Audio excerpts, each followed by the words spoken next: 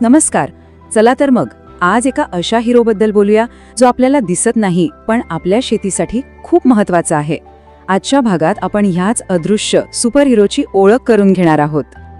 कधी विचार केलाय की एखादी बुरशी एक सुपर हिरो असू शकते? ऐकायला थोडं विचित्र वाटतंय हो ना, पण आज आपण अशाच एका सुपर हिरोला भेटणार आहोत जो खरं तर एक बुरशी आहे. मग कोण आहे हा सुपर हिरो? तो कुठल्या दुसऱ्या ग्रहावरून आलेला नाहीये. तो राहतो आपल्याच पायाखाली, आपल्या मातीत. चला ओळख करून घेऊया या आपल्या खास मित्राची. आणि त्याचं नाव आहे ट्रायकोडर्मा विरिडी. हो, नाव थोडं अवघड वाटेल, पण लक्षात ठेवा, कारण शेतीमध्ये हे नाव म्हणजे जादू आहे. आता ट्रायकोडर्मा विरिडी म्हणजे नेमकं काय असं जर कोणी विचारलं तर सोपं उत्तर आहे, ही एक फ्रेंडली फंगस किंवा मित्र बुरशी आहे. म्हणजे ही त्या वाईट बुरशींसारखी नाही जी पिकांना खराब करते. उलट ही तर पिकांची मदत करायलाच आलीये. बरं, मग ही सापडते कुठे? तर ही आपल्याला मातीत दिसेल, कुजलेल्या लाकडावर दिसेल आणि सगळ्यात महत्त्वाचं म्हणजे वनस्पतींच्या मुळांच्या आजूबाजूला. आणि हो, तिचा रंग हिरवा असतो, म्हणूनच तिला ग्रीन मोल्ड असंही म्हणतात. म्हणजे बघा, हा हिरो आपल्या आसपासच राहून गपचूप आपलं काम करत असतो. चला तर मग आता वेळ आली आहे या हिरोच्या सुपर पॉवर्स बद्दल जाणून घ्यायची. आणि तिची पहिली सुपर पॉवर आहे अल्टिमेट डिफेन्स, म्हणजे वनस्पतींचा एक निष्ठावान बॉडीगार्डच जणू. हे काम कसं करते माहितीये? ही बुरशी वनस्पतींच्या मुळांभोवती स्वतःची एक अदृश्य भिंत उभी करते, एक संरक्षक ढालच म्हणा ना. आणि मग काय, कोणतेही हानिकारक जीवाणू किंवा शत्रू बुरशी मुळांपर्यंत पोहोचूच शकत नाही. पण थांबा, खरी गंमत तर आता आहे. ट्रायकोडर्मामध्ये एक अशी शक्ती आहे जी ऐकून थक्क व्हायला होईल. या शक्तीला म्हणतात मायकोपॅरासिटिझम. शब्द मोठा आहे पण अर्थ एकदम सोपा आणि जबरदस्त आहे. ही बुरशी दुसऱ्या हानिकारक बुरशींना चक्क खाते. हो, त्यांची शिकार करते. पण हे कसं शक्य आहे? तर असं समजा की ट्रायकोडर्मा आपल्या शरीरातून काही खास केमिकल्स सोडते, ज्यांना एन्झाईम्स म्हणतात. हे एन्झाईम्स म्हणजे जणू काही ॲसिडच. ते शत्रू बुरशीच्या बाहेरच्या भिंतींना अक्षरशः विरघळून टाकतात. आणि एकदा का भिंत तुटली की शत्रू आतूनच खतम. आणि कोण आहेत हे खलनायक ज्यांना ट्रायकोडर्मा हरवते?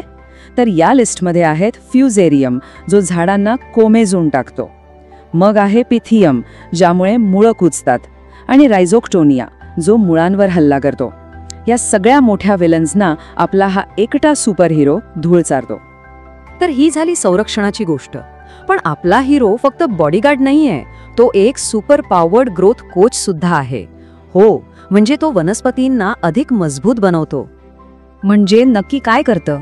एकतर ते वनस्पतींची मुळं लांब आणि मजबूत बनवतं. पण याहूनही भारी म्हणजे मातीत जी काही पोषक तत्व म्हणजे फॉस्फरस आणि नायट्रोजन जी झाडाला सहजासहजी मिळत नाहीत, त्यांना अनलॉक करतं. सोप्या भाषेत सांगायचं तर झाडासाठी एक तयार जेवणाचं ताटच समोर आणून ठेवतं. आणि इतकंच नाही, तर ते वनस्पतींची स्वतःची इम्युनिटी म्हणजे नैसर्गिक संरक्षण प्रणाली सुद्धा मजबूत करतं. याचा फायदा काय? तर दुष्काळ पडला किंवा जमिनीचा कस कमी झाला, अशा कोणत्याही स्ट्रेसमध्ये वनस्पती तग धरून राहते. बरं, इतके सगळे फायदे ऐकल्यावर प्रश्न पडतो की या सुपर हिरोला आपल्या शेतात किंवा बागेत कामाला कसं लावायचं?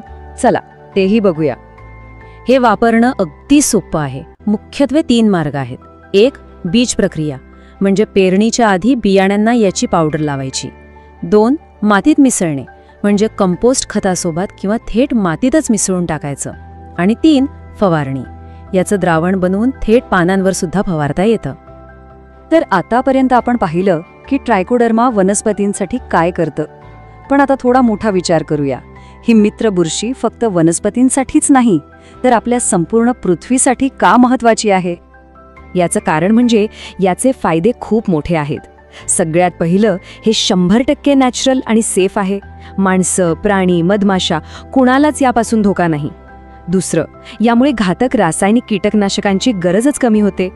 तिसरं, हे इको फ्रेंडली आहे. जमिनीत कोणतेही विषारी अवशेष राहत नाहीत. आणि चौथं, हा एक शाश्वत म्हणजे लॉंग लास्टिंग उपाय आहे.